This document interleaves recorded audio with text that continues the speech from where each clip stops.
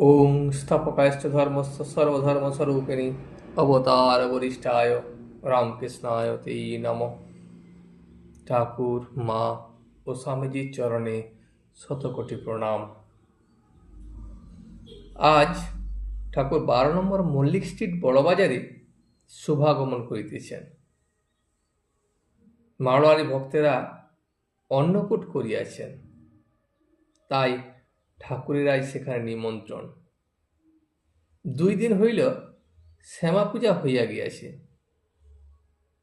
সেই দিনে ঠাকুর দক্ষিণেশ্বরে ভক্ত সঙ্গে খুব আনন্দ করিয়াছিলেন। তাহার পরদিন আবার ভক্তদের সঙ্গেই সিথি ব্রাহ্ম সমাজে উৎসবে যোগদান করেছিলেন।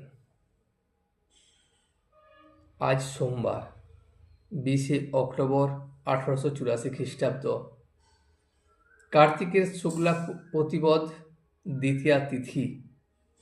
বড়বাজারে এখন দেয়ালির আমোদ চলিতেছে।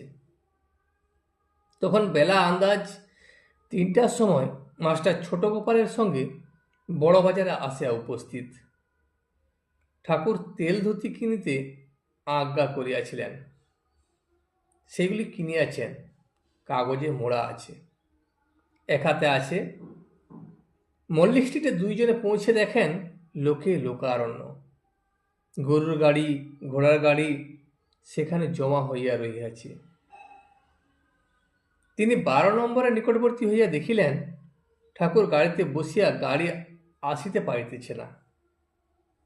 ভিতরে বাবুরাম, রাম চাটুর্যে, গোপাল ও মাস্টারকে দেখিয়া ঠাকুর হাসিতেছেন।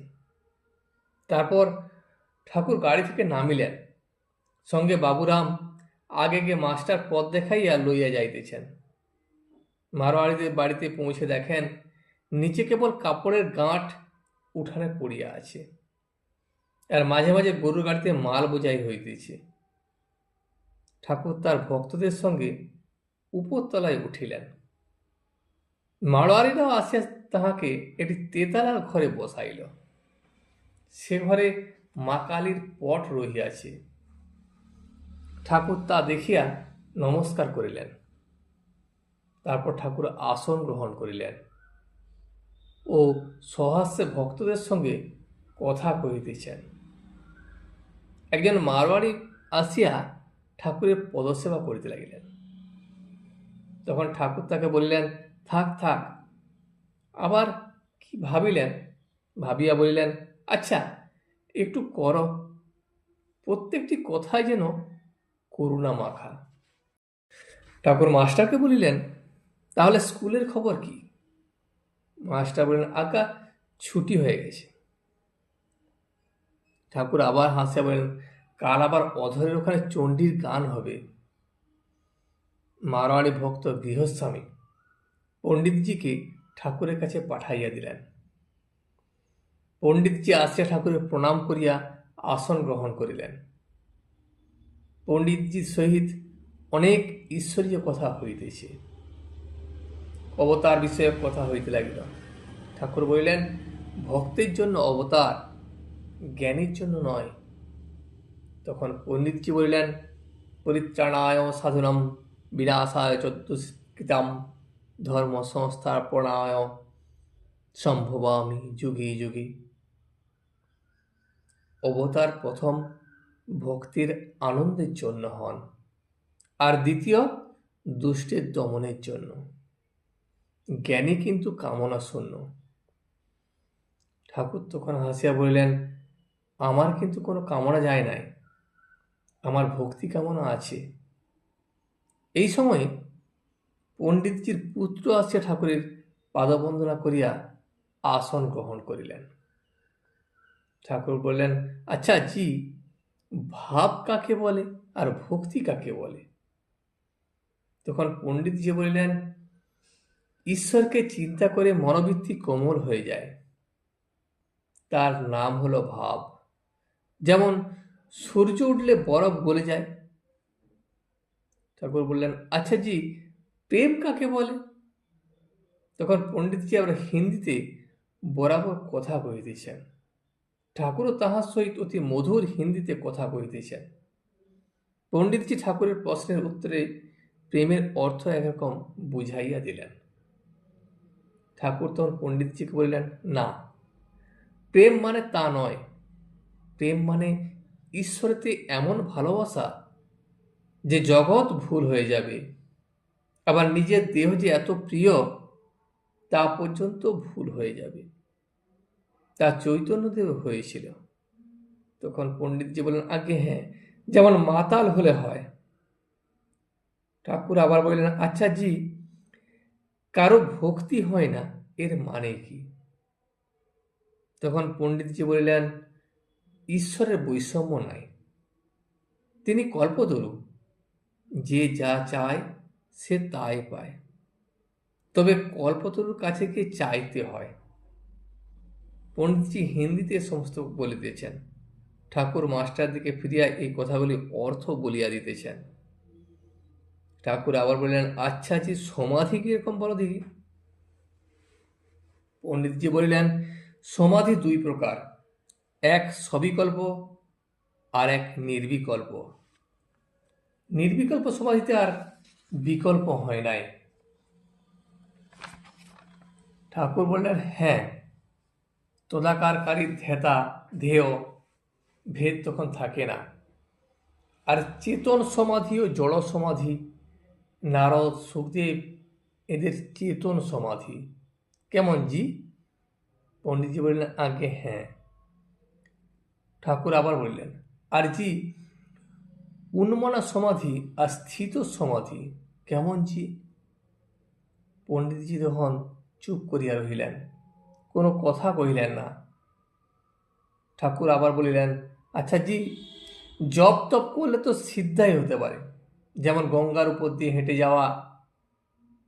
তখন পণ্ডিতজি বলিলেন, আগে তা হয়, ভক্ত কিন্তু তা চায় না। আরও কিছু কথাবার্তার পর পণ্ডিতজি বলিলেন, একাদশীর দিন দক্ষিণেশ্বরে আপনাকে দর্শন করতে যাব। ঠাকুর বললেন, আহা, তোমার ছেলেটি বেশ। তখন পণ্ডিতজি বললেন, আর মহারাজ, নদীর এক ঢেউ যাচ্ছে আর এক ঢেউ আসছে, সবই অনিত্য। ঠাকুর তখন বললেন, তোমার ভিতরে সার আছে। পণ্ডিতজি কিছুক্ষণ পরে প্রণাম করিলেন, বললেন, পূজা করতে তাহলে যাই? ঠাকুর বললেন, আরে বৈঠো বৈঠো। পণ্ডিতজি আবার বসিলেন। ঠাকুর হট যুগের কথা পাড়িলেন। পণ্ডিতজি হিন্দিতে ঠাকুরের সহিত ওই সম্বন্ধে আলাপ করিতেছেন। ঠাকুর বললেন, হ্যাঁ, ও একরকম তপস্যা বটে, কিন্তু হঠযোগী দেহাভিমানী সাধু, কেবল দেহের দিকে তার মন থাকে। পণ্ডিতজি আবার বিদায় গ্রহণ করিলেন। তিনি পূজা করিতে যাইবেন। ঠাকুর পণ্ডিতজির পুত্রের সহিত কথা কহিতেছেন। ঠাকুর বললেন, কিছু ন্যায়, বেদান্ত আর দর্শন পড়লে শ্রীমৎ ভাগবত বেশ বোঝা যায়। কেমন? পুত্র বলিলেন, হ্যাঁ মহারাজ, সাংখ্য দর্শন পড়া বড় দরকার। এইরূপ কথা মাঝে মাঝে চলিতে লাগিল। ঠাকুর তখন তাকিয়ায় একটু হেলান দিয়া শুইলেন। পণ্ডিতজির পুত্র ও ভক্ত কয়টি তখন মেঝেতে উপবিষ্ট। ঠাকুর শুইয়া শুইয়া গান ধরিলেন, হরিষে লাগি রহরে ভাই, তোরা বনত বনত বনি যায়, তেরা বিগড়ি বাত বনি যায়, অহংকা তারে বঙ্কা তারে, তারে সুজন কষাই, সুগা পড়ায় কা গণিকা তারে, তারে মীরাবাই। এবার গৃহস্বামী আসিয়াছেন, প্রণাম করিলেন। তিনি মারোয়াড়ি ভক্ত, ঠাকুরকে বড় ভক্তি করেন। পণ্ডিতজি ছেলেটি বসিয়া আছেন। ঠাকুর তাকে জিজ্ঞাসা করলেন, পাণিনি ব্যাকরণ কি এদেশে পড়া হয়? মাস্টার বললেন, আগে পাণিনি? ঠাকুর বললেন, হ্যাঁ, আর ন্যায়, বেদান্ত এসব পড়া হয়। গৃহস্বামী ওসব কথায় সায় না দিয়া জিজ্ঞাসা করিতেছেন, মহারাজ, উপায় কি? ঠাকুর বললেন, তার নাম গুণকীর্তন, সাধুসঙ্গ আর তাকে ব্যাকুল হয়ে প্রার্থনা। গৃহস্বামী আবার বললেন, আগে এই আশীর্বাদ করুন যাতে সংসারে মন কমে যায়। ঠাকুর বললেন, কত আছে, 8 আনা? বলিয়া ঠাকুর হাসিতে লাগিলেন। গৃহস্বামী বললেন, আগে তা আপনি জানেন, মহাত্মার দয়া না হলে কিছু হবে না। ঠাকুর তখন বললেন, সেইখানে সন্তোষ করলে সকলেই সন্তুষ্ট হবে। মহাত্মার হৃদয়ে তিনিই আছেন তো? গৃহস্বামী বললেন, তাকে পেলে তো কথাই থাকে না। তাকে যদি কেউ পায় তবে সব ছাড়ে। টাকা পেলে পয়সার আনন্দ ছেড়ে দেয়। ঠাকুর শ্রীরামকৃষ্ণ বললেন, কিছু সাধন দরকার করে। সাধন করতে করতে ক্রমে আনন্দ লাভ হয়। মাটির অনেক নিচে যদি কলসি করা ধন থাকে, আর যদি কেউ সেই ধন চায়, তাহলে পরিশ্রম করে খুঁড়ে যেতে হয়, মাথা দিয়ে ঘাম পড়ে। কিন্তু অনেক খোঁড়ার পর কলসির গায়ে যখন কোদাল লেগে ঠং করে উঠে, তখনই আনন্দ হয়। যত ঠং ঠং করবে ততই আনন্দ। রামকে ডেকে যাও, তার চিন্তা করো, রামই সব জোগাড় করে দিবেন। গৃহস্বামী বললেন, মহারাজ আপনিই তো রাম। ঠাকুর তখন বললেন, সে কি, নদীরই হিল্লোল, হিল্লোলেরই কি নদী? গৃহস্বামী বললেন, মাহাত্মাদের ভিতরেই রাম আছেন। রামকে তো আর দেখা যায় না, আর এখন অবতারও নাই। ঠাকুর তখন হাসিয়া বলিলেন, কেমন করে জানলে যে অবতার নাই? গৃহস্বামী চুপ করিয়া রহিলেন। ঠাকুর বলিলেন, অবতারকে সকলে চিনতে পারে না। নারদ যখন রামচন্দ্রকে দর্শন করতে গেলেন, রাম তখন দাঁড়িয়ে উঠে সাষ্টাঙ্গে প্রণাম করলেন আর বললেন, আমরা সংসারী জীব, আপনাদের মতো সাধুরা না এলে কি করে পবিত্র হব?